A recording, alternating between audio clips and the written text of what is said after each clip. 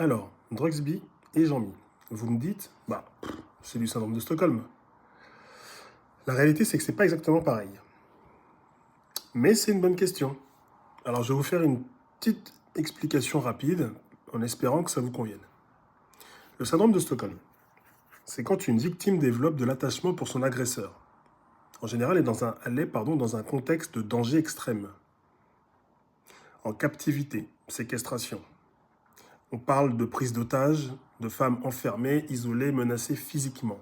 Et ce lien étrange crée un mécanisme de survie qu'on appelle syndrome de Stockholm. Le craving, c'est différent.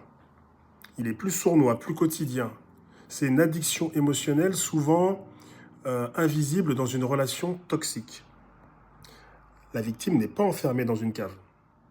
Elle est enfermée dans son propre système nerveux, dans des montagnes russes. Love bombing, tension, manque, retour. Et là, son corps réclame sa dose. C'est comme une drogue en fait. Le syndrome de Stockholm, c'est de l'attachement dans la terreur.